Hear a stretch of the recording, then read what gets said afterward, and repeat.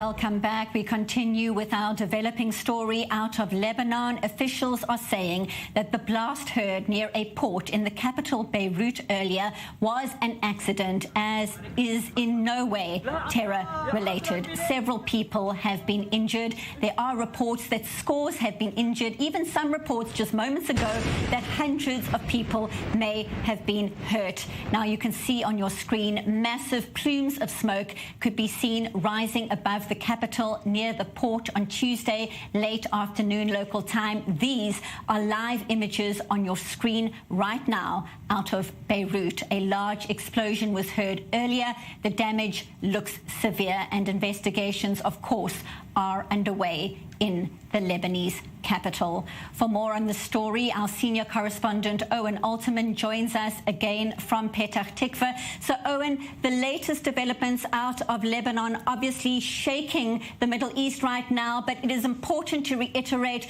that officials are saying this is in no way terror related. This was an accident. What is the latest that can be confirmed right now?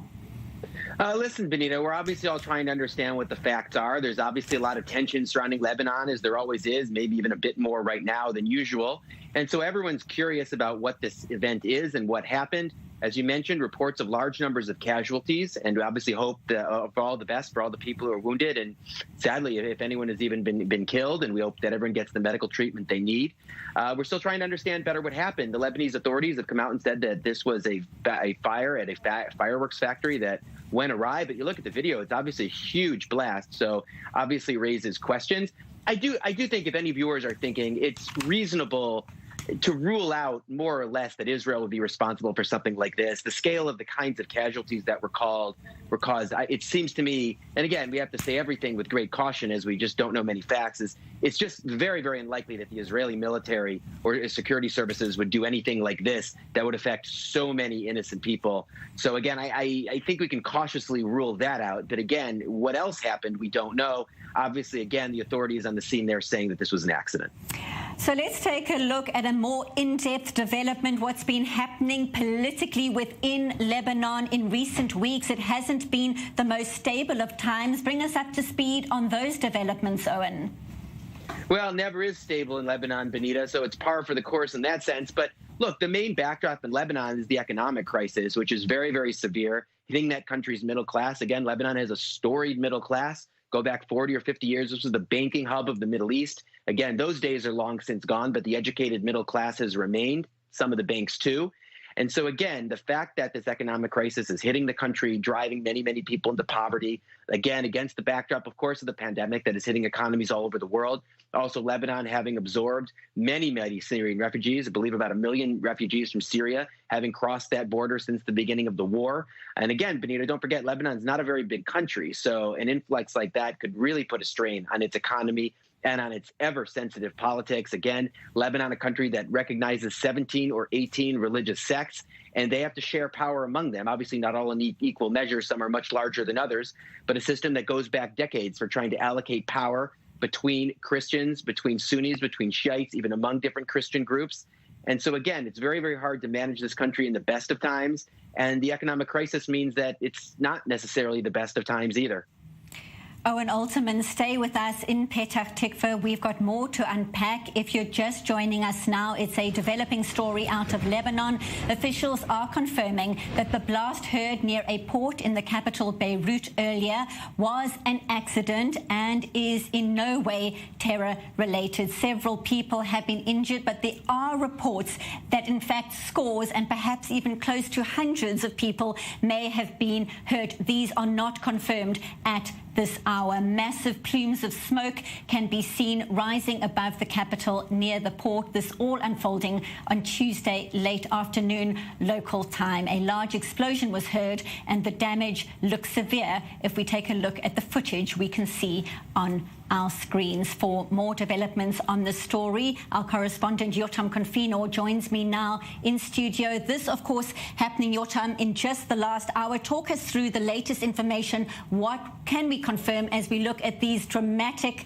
images on our screen right now? Well, dramatic images indeed, and what we have right now is really the Lebanese media to rely on to see what they're reporting, and like you said, the Hezbollah sponsored media such as Al-Akhbar and Al-Mayadeen, they're both reporting it is not a terrorist attack, that it seems to be an explosion at a fireworks factory next to an oil tank. This is why we're seeing such dramatic footage right now, and with possibly hundreds of injured here. And it also comes at a very, very bad time in Lebanon in general. The situation is terrible. Financially, people are on the streets. They're still very, very unhappy with the government.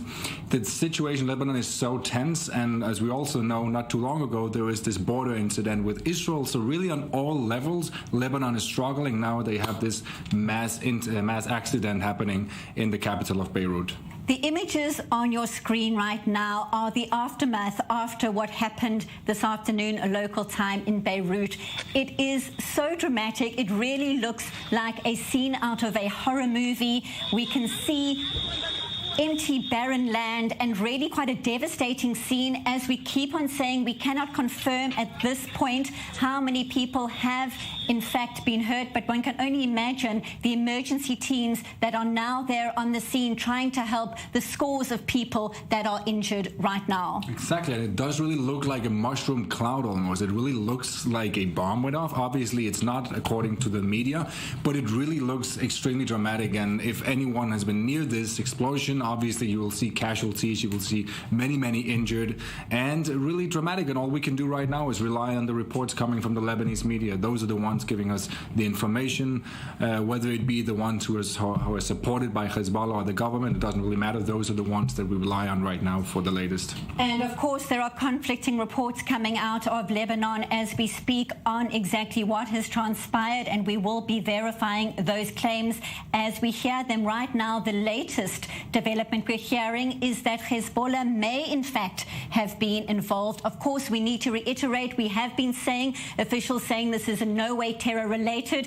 Yotam, you and I have discussed in recent days this unusual dynamic and relationship between the Lebanese government and Hezbollah. Let's break it down again, because it would be quite confusing for people watching to understand why this could even be possible. I think it's confusing for everyone, even in Lebanon. You have so many factions, you have so many really different wings and voices that all make up this parliament, and Hezbollah is really growing stronger and stronger.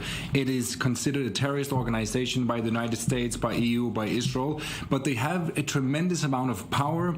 They're allies with several people inside the parliament, but it's a very, very weird constellation, because there's so much political turmoil, and that's why we see for years that they haven't really been able to pass any legislation that is important. Right now you have people starving, and you have a COVID-19 outbreak that is continuing to really destroy the country, so to say. And now with this explosion, you're just adding another level of just tremendous difficulty for Lebanon, really. And a difficult one, I imagine, to answer. But Yotam, to what motive, what would Hezbollah, if that were the case, actually benefit from causing damage like this in the capital? Look, it sounds a bit like a conspiracy, if that's the case. It sounds like a very, very odd thing to go ahead and to cause this mass explosion that will likely kill maybe hundreds of civilians. To do that would be, I don't even know how to describe that. That would be beyond despicable, of course. But I don't, obviously we have to wait and see what reports are coming out, but to be behind an explosion like this, even if it's an inside thing but done by Hezbollah, that seems very odd. But again, we never really know. We have to just wait and hear what they're saying in Lebanon. And